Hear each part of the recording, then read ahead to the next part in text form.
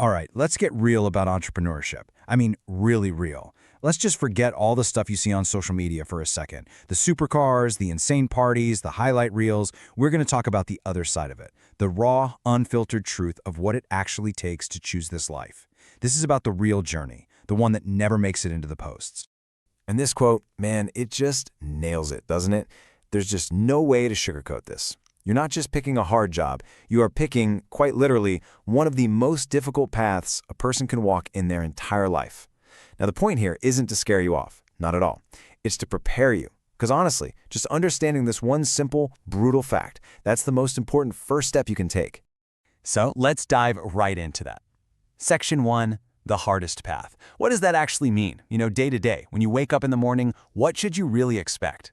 This is basically the deal. This is the core equation of the whole journey. It is not a life filled with amazing wins and just a few tough days here and there. Nope, it's the exact opposite.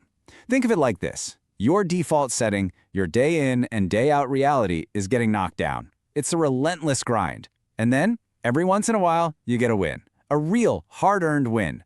Those wins are what keep you going. But the struggle, well, the struggle is the baseline. Okay, so moving on to section 2. Let's break that down even more. What does this life of ass beatings really feel like? What are the ingredients that make up this daily grind we're talking about? Well, for starters, it's incredibly lonely. You're walking a path that almost nobody else in your life is going to understand. The vision you have in your head, it's yours and yours alone. The risks you're taking, they're on you.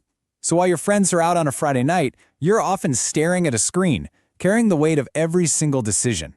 It's a heavy burden, and you almost always carry it by yourself. And you know what grows in that kind of isolation? Doubt. A whole lot of it.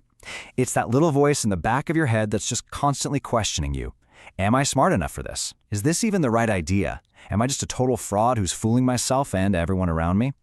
That fight, that internal battle is absolutely relentless, and you have to win it every single day. So you've got the loneliness, you've got the doubt, and eventually that just leads to pain. And I'm not talking about stubbing your toe.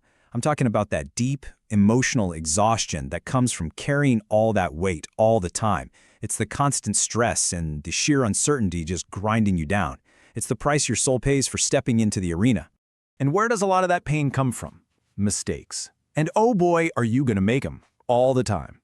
Let's be crystal clear. It's not a question of if you'll make mistakes. It's a question of how often and how big they're going to be. Making mistakes isn't some sign that you're failing. It's just a fundamental, unavoidable part of how you learn on this path. And look, we're not talking about small slip-ups here. We're talking about expensive mistakes, the kind that costs you a ton of time, a ton of money, and sometimes they even cost you important relationships. The real challenge isn't just surviving those mistakes. It's finding the guts, the resilience to pick yourself back up, learn the lesson, and go right back to risking it all over again. Okay, so that's the war going on inside your own head. But the fight doesn't stop there, not even close. Let's look at how this whole thing impacts the world around you in section 3, the social fallout. This right here, this is one of the toughest pills to swallow. When you're in the middle of the grind, when you're struggling, people closest to you, they might just tell you you're crazy, that you need to grow up and get a real job. But the second you make it, the very second you succeed, suddenly everybody was on your team from day one. I always believed in you. It's a wild thing to experience, and you have to be ready for it. And because of that dynamic, something else starts to happen. As you grow, as your focus and priorities completely shift, you're going to find that your social circles change. It's inevitable. You're just on a different wavelength, and some people, they just can't come along for that ride. It's a natural part of leveling up, but yeah, it can be pretty painful. And you'll probably start to hear the same things over and over. It's almost like a script.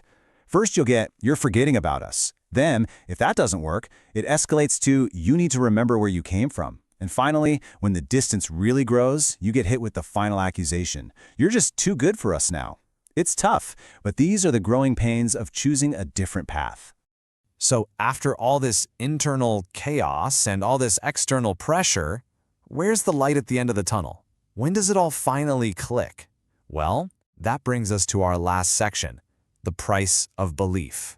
So what is it that finally silences the doubters? What shuts down all the criticism? It's not a fancy business plan. It's not some great speech you give. It's one thing, and one thing only, results. The only thing that cuts through all that noise is when you actually build something tangible, something real. That is the ultimate validator. In fact, it's the only validator. And that leads us to the final, most important question of all. A question that's really just for you.